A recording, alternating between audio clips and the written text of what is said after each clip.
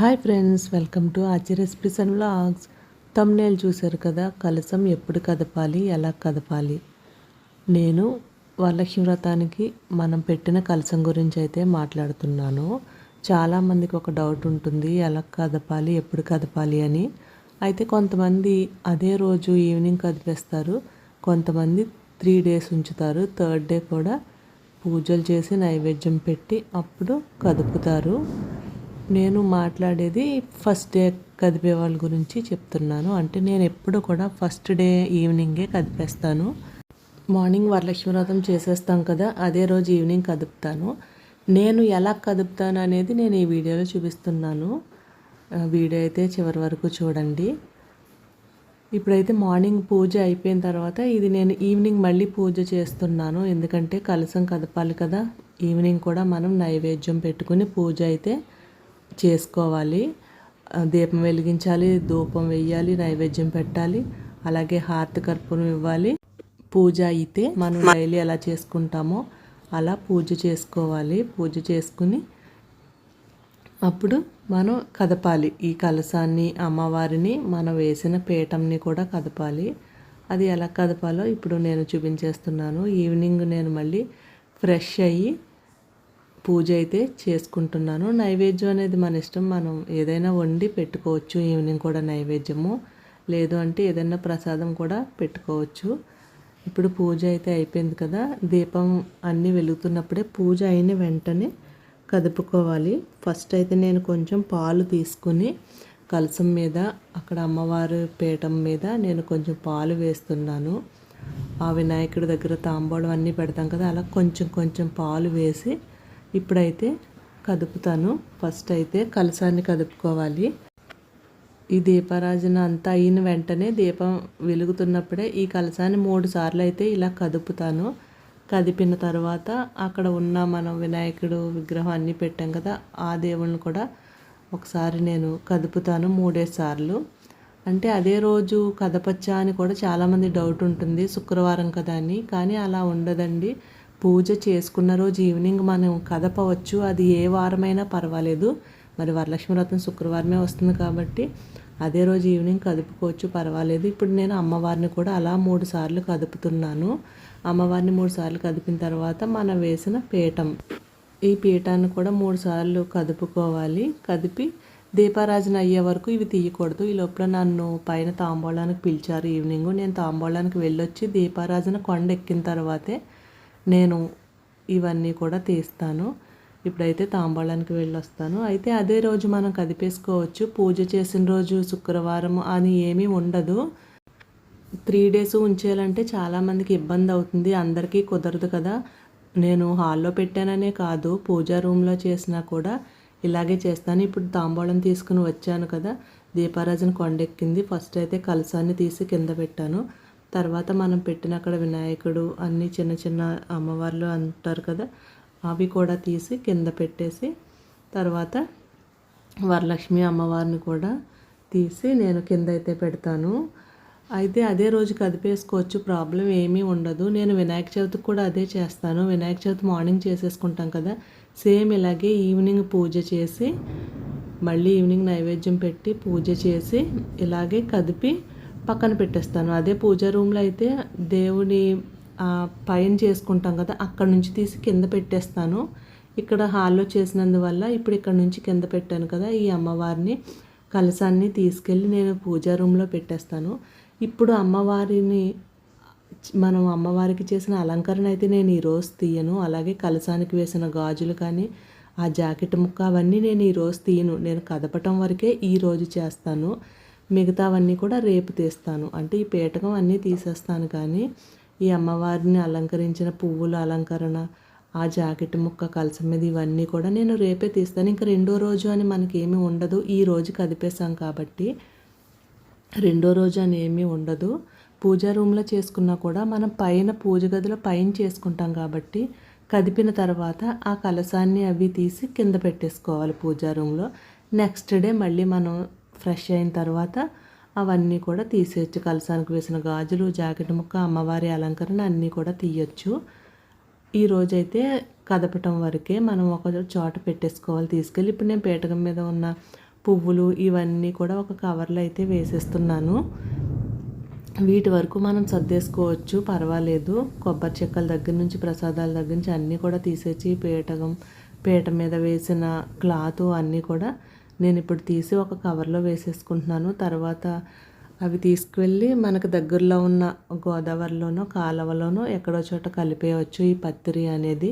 ఎందుకంటే ఇందులో తాంబూలాలు ఉంటాయి, అలాగే మనం తోరములు కూడా పెడతాం కదా గౌరీదేవికి. మనం చేతికి కట్టుకునేవే కాకుండా అమ్మవారికి పెట్టే తోరం, మెడలో పసుపు తాడు అన్నీ కూడా ఉంటాయి కాబట్టి ఇవన్నీ తీసుకెళ్ళి మనం దగ్గరలో ఉన్న గోదావరిలో కానీ కాలువలో అలా మనకి ఏది దగ్గర ఉంటే అక్కడ కలపవచ్చు. ఇప్పుడు ఇవన్నీ తీసి ఒక కవర్లో అయితే వేసేస్తున్నాను.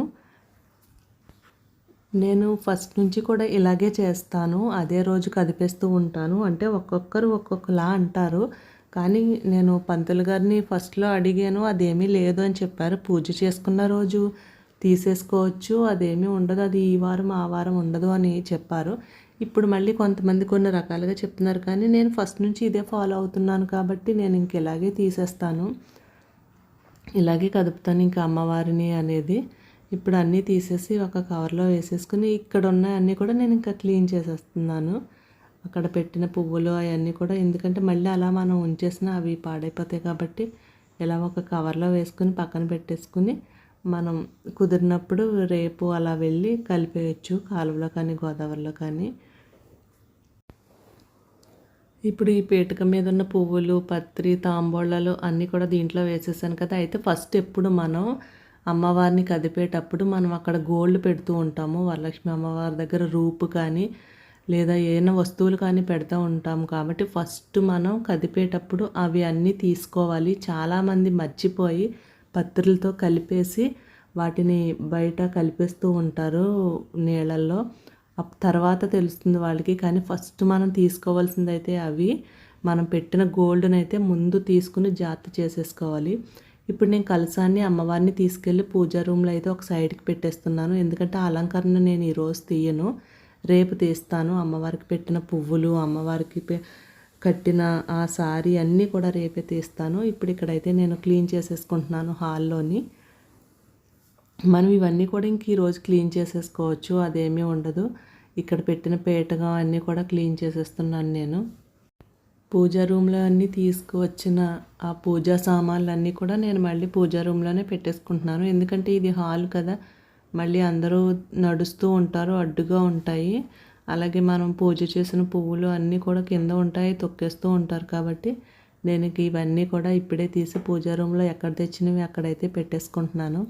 ఈ హారతకర్పూరం కానీ అగరొత్తులు అలా అన్నీ తెచ్చుకుంటాం కదా పూజ సామాను, అవన్నీ అయితే పెట్టేస్తున్నాను.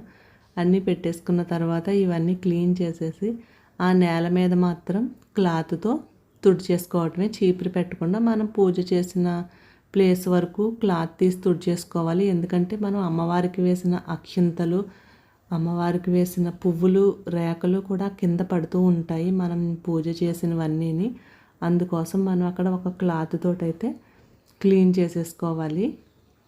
నేను ఇప్పుడైతే అన్నీ తీసేసాను, ఇక క్లాత్ తోటి క్లీన్ చేసేస్తున్నాను ఇదంతా కూడా. ఇవి కూడా ఒక కవర్లోకి తీసాం కదా మనం, ఈ కింద పడిందంతా కూడా మనం ఒక కవర్లోకి ఎత్తేసుకున్నాము అంటే అవి జాగ్రత్తగా ఒక పక్కనైతే పెట్టేసుకోవచ్చు.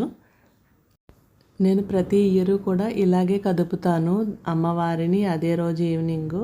అలాగే వినాయక చవితి చేసినప్పుడు కూడా వినాయకుని కూడా ఇలాగే కదుపుతూ ఉంటాను. కదిపి పూజా రూమ్లోంచి కింద పెట్టేసి అది నేను నెక్స్ట్ డే కానీ ఆ థర్డ్ డే కానీ తీసుకువెళ్ళి కలుపుతాము. గోదావరిలో దగ్గరగా ఉన్న చోట అయితే మేము కలిపేస్తాము. ఇక ఫస్ట్ డే తీయాలి అంటే నేనైతే ఇలాగే కదుపుతాను.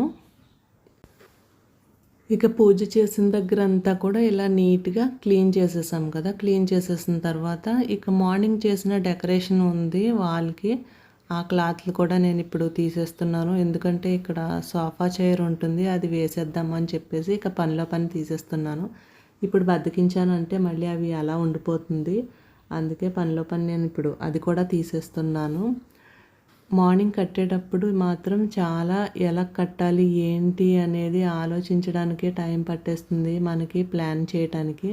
కానీ అది తీసేటప్పుడు ఒక్క ముడి ఇలా ఇప్పగానే మొత్తం అంతా కూడా వచ్చేస్తుంది, చాలా ఈజీగా తీసేయచ్చు.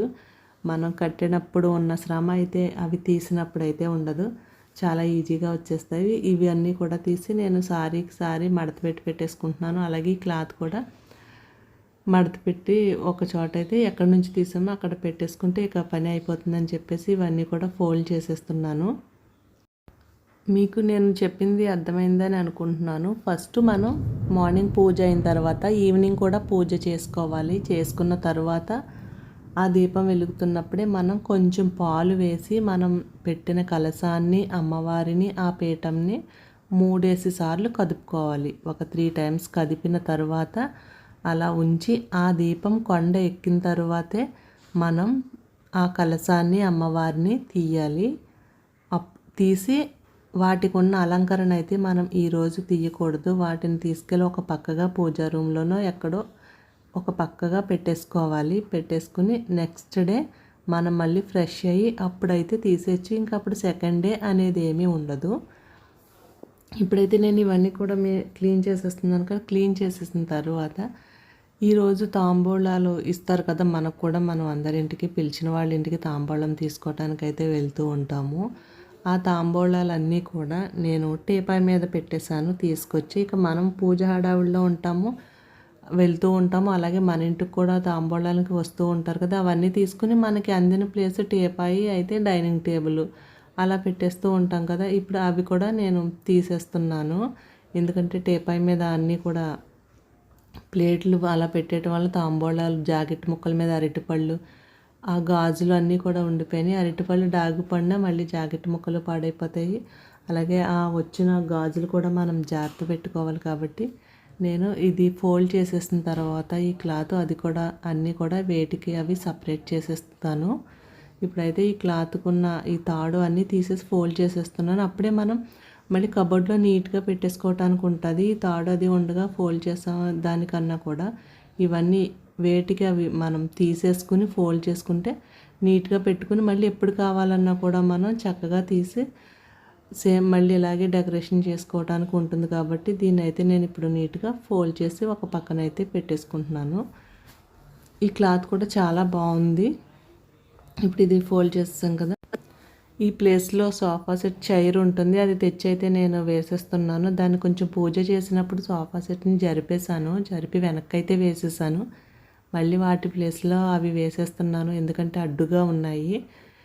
పూజ చేయడం కోసం ఇవన్నీ కూడా పక్కన పెట్టేశాను కదా. ఇవి మళ్ళీ వాటి ప్లేస్లోకి అయితే వేసేస్తున్నాను.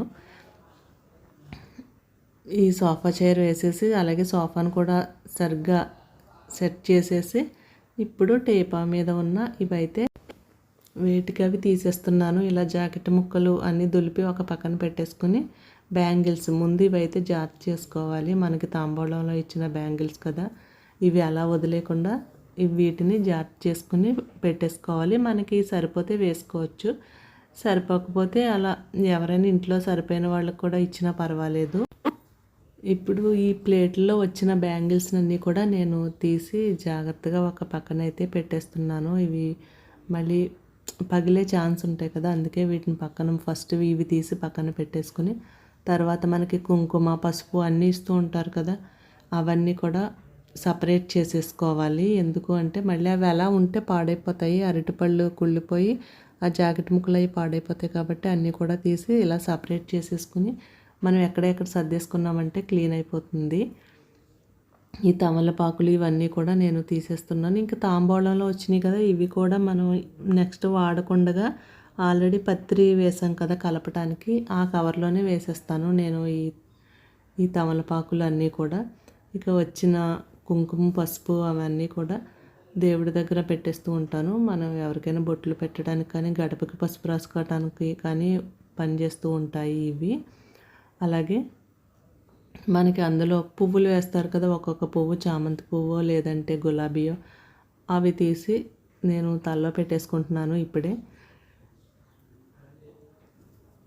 ఇక ఇక్కడ టేపా దగ్గర కూడా క్లీన్ అయిపోయినట్టే. ఈ ప్లేట్స్ ఇక కొత్తవే కాబట్టి మనం క్లాత్ తోటి ఒకసారి తుడుచుకుని పెట్టేసుకుంటే సరిపోతుంది. వీటిని ఇంకా క్లీన్ చేయక్కర్లేదు, తుడుచుకుంటే వెంటనే తీసేసాం కాబట్టి తుడిచిపెట్టుకుంటే అయిపోతుంది. ఇక వచ్చిన తాంబూలాలు కూడా అన్నీ కూడా క్లియర్ చేసేసాను. ఈ ప్లేట్స్ అన్నీ ఒక దాంట్లో ఒకటి వేసేసి ఇప్పుడు తుడిచి ఒక పక్కనైతే పెట్టేస్తాను. ఇక మార్నింగ్ పీట వేసాం కదా దేవునికి, ఇది మాకు గృహప్రవేశానికి గిఫ్ట్ వచ్చింది. ఇది విడివిడిగానే వచ్చినవి, ఒక ప్యాక్ చేసి ఇచ్చారు. మనకి ఆ కింద కోళ్ళు ఉంటాయి కదా, అవి విడిగా ఉండగానే ఇచ్చారు. అవి మేము మార్నింగ్ పెట్టాము, కానీ పూర్తిగా పెట్టలేదు. మళ్ళీ ఇలా తీసేద్దామనే ఉద్దేశంతో ఆ కోళ్ళు పూర్తిగా పెట్టలేదు. మళ్ళీ ఇప్పుడు మేము తీసేసాము. ఎందుకంటే ఆ కోళ్ళు ఉండగా అయితే మళ్ళీ మనం ఎక్కడ పెట్టినా కూడా ఆ ప్లేస్ అనేది సరిపోదు అని చెప్పేసి మళ్ళీ ఇవి తీసేసి దాంట్లో అలా వేసి సేమ్ ఎలా ప్యాక్ చేసి ఇచ్చారో నేను మళ్ళీ అలాగే కవర్లో పెట్టేసి ప్యాక్ చేసేస్తున్నాను. అదే అట్టపెట్టెలో పెట్టేసి ఇప్పుడు ఈజీగా ఎక్కడి నుంచి తీసానో అక్కడ మళ్ళీ పెట్టేసుకుంటే నెక్స్ట్ పూజ తీసుకోవటానికి వీలుగా ఉంటుంది. ఇంకా మార్నింగ్ పూజ చేసుకున్న దగ్గర అంతా కూడా క్లియర్ చేశాను. ఇది కూడా ఎలా తీసానో అలా ప్యాక్ చేస్తాను. ఓకే ఫ్రెండ్స్, ఈ వీడియో మీకు నచ్చిందని అనుకుంటున్నాను. ఈ వీడియో మీకు నచ్చితే లైక్ చేయండి, షేర్ చేయండి. ఆచి రెసిపీస్ అండ్ వ్లాగ్స్ అని మన ఛానల్ని సబ్స్క్రైబ్ చేసుకోవటం మాత్రం మర్చిపోకండి. Thanks for watching.